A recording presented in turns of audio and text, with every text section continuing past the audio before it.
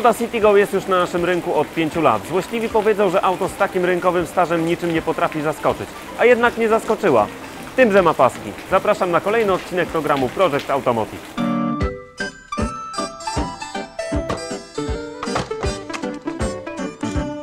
Skoda Citigo to dziecko koncernu Volkswagena. Razem z Volkswagenem Up oraz Seatem Mi, gdyby zsumować ich sprzedaż, okazałoby się, że to najpopularniejsze auto w tym segmencie na naszym kontynencie.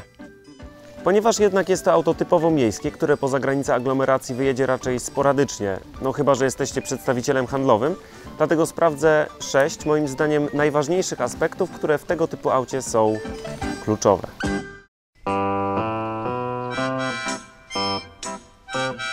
Citigo jest niesamowicie zwrotne i wystarczająco dynamiczne w mieście. Bez żadnego problemu zaparkujecie nim w każdym miejscu i wciśniecie nim się w każdą dowolną lukę.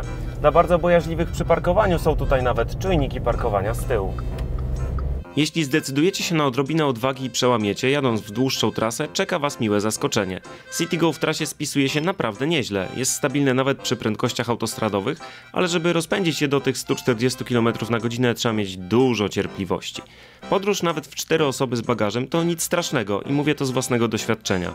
Ważny jest jednak fakt, że mówię tutaj o mocniejszej 75-konnej odmianie. Jest 1500 zł droższa od słabszej, ale naprawdę zainwestujcie te pieniądze.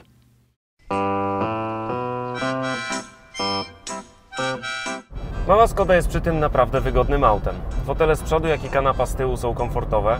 Bez problemu z tyłu zmieszczą się także osoby, które mają 1,70 m wzrostu, co oznacza, że Citigo to nie tylko auto dla dwójki, ale także dla czwórki.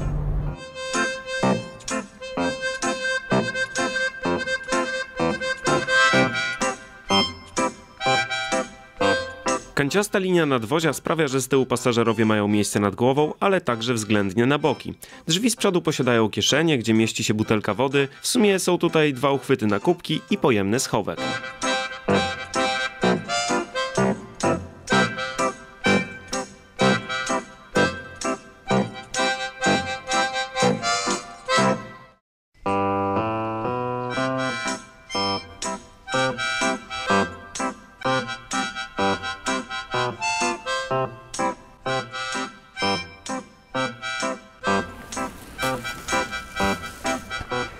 Bagażnik Skody ma 250 litrów, a w tym segmencie to naprawdę bardzo dobry wynik. Są tutaj 4 haczyki i opcjonalne siatki, pod podłogą koło zapasowe.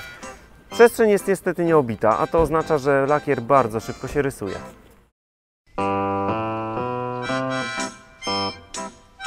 Nawet bardzo. Odnajdziecie się tutaj natychmiast. Nie ma tutaj nic skomplikowanego i bardzo mnie to cieszy. Bardzo prosta deska rozdzielcza, duże i przejrzyste zegary. Radio i panel klimatyzacji mogą Wam przywodzić na myśl auta nawet z lat 80.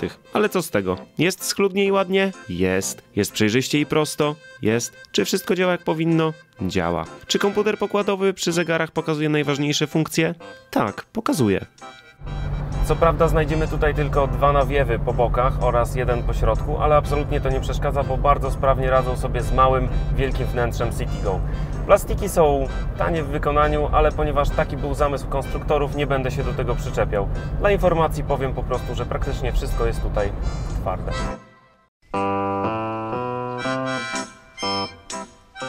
Nie, w mieście maksymalnie, ale to naprawdę maksymalnie będzie około 7 litrów. W trasie bez problemu zejdziecie do 4,5, natomiast na autostradzie przy tempomacie ustawionym na 120 km/h będzie to około 5,5 do 6 litrów. Nawet przy baku, który ma tylko 35 litrów pojemności, daje to realny zasięg od 500 do 700 km.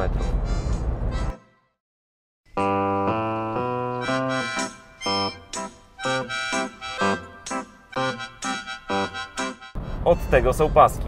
Mała Skoda nosi cechy auta lifestyle'owego. No dobra, teraz troszkę poważniej. Citigo ma pewne opcje indywidualizacji, takie jak paski, czarne czy białe felgi w ofercie, do tego wnętrze, które może wyglądać troszkę ciekawiej.